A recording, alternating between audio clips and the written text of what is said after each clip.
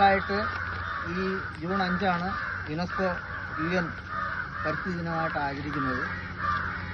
പരിസ്ഥിതി ദിനമായിട്ട് ആചരിക്കാനുള്ള കാരണം എന്ന് പറയുന്നത് വർഷങ്ങളായി നാം കണ്ടുവരുന്ന ഈ കാലാവസ്ഥാ വ്യതിയാനം അതിനൊരു മാറ്റമുണ്ടാകാനും പ്രകൃതി സൗഹൃദമായ ജീവജാലങ്ങൾക്ക് ജീവിക്കാൻ അനുകൂലമായ ഒരു സാഹചര്യം ഇവിടെ നിലനിൽക്കാനും വേണ്ടിയിട്ടാണ്. ഇത് വെറും വൃക്ഷത്തൈ നടലോ വൃക്ഷങ്ങൾ വെച്ചുപിടിപ്പിക്കലോ മാത്രമല്ല, പ്രകൃതിയെ ഏതെല്ലാം രീതിയിൽ സംരക്ഷിക്കാൻ കഴിയുമോ, ഊർജത്തിൻ്റെ ഉപയോഗം കുറയ്ക്കലും, അതുപോലെ തന്നെ പുനരുപയോഗം ചെയ്യാനുള്ള ഊർജം നമ്മൾ കൂടുതലായി ഉപയോഗിക്കുക, പ്ലാസ്റ്റിക്കുകൾ വീണ്ടും റീസൈക്കിൾ ചെയ്യാൻ കഴിയാത്ത തരത്തിലുള്ള പ്ലാസ്റ്റിക്കുകളുണ്ട്. എല്ലാത്തരം പ്ലാസ്റ്റിക്കുകളും നമുക്ക് മാറ്റിവെക്കാൻ കഴിയില്ല. പ്ലാസ്റ്റിക്കുകൾ അത് ഉപയോഗം കുറയ്ക്കുക. അപ്പോൾ ഇങ്ങനെയൊക്കെയുള്ള ധാരാളം കാര്യങ്ങൾ ഇതുമായി ബന്ധപ്പെട്ടുണ്ട്. അപ്പോൾ അതിനെയൊക്കെ നമ്മൾ ഒരു അവയർനെസ് ഉണ്ടാവാനും ജനങ്ങളിൽ ഒരു അവയർനെസ് ഉണ്ടാക്കാനും ഒക്കെ കൂടിയാണ് നമ്മൾ ഈ ലോക പരിസ്ഥിതി ദിനം ആചരിക്കുന്നത്. അപ്പോൾ തീർച്ചയായിട്ടും കെയർ ഹഗിൻ്റെ ആഭിമുഖ്യത്തിൽ ഇത്തരത്തിൽ ഒരു പരിപാടി പുനലാലിൻ്റെ പച്ചപ്പിന് വേണ്ടി, പുനലാലിൻ്റെ ഈ അടുത്ത ഒരു തലമുറയ്ക്ക് വേണ്ടി ഈ ചെയ്യുന്ന ഈ പ്രവർത്തനങ്ങളിൽ ഞാൻ മുക്തകണ്ഠം പ്രശംസിക്കുന്നു. ഇന്ന് നടക്കുന്ന ഈ പരിപാടിക്ക്, ഈ വൃക്ഷത്തൈ നടലിന് എല്ലാവിധ ആശംസകളും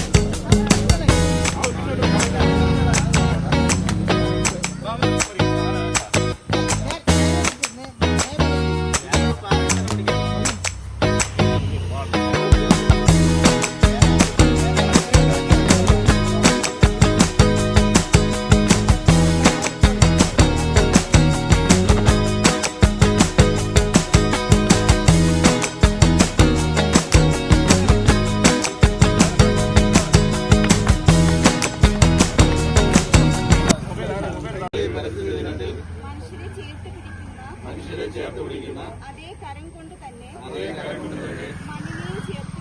മണ്ണിനെയും ചേർത്ത് പിടിക്കും, ഭൂമിയെ സ്നേഹിക്കും, ചെടികൾ നട്ട് സംരക്ഷിക്കും, ഒരു തൈ നടും, ഒരു മരം വളർത്തും, ഒരു കാട് സ്വപ്നം കാണും, വെള്ളവും വൈദ്യുതിയും പാഴാക്കാതെ വരും തലമുറയ്ക്കായി കാത്തു സൂക്ഷിക്കും.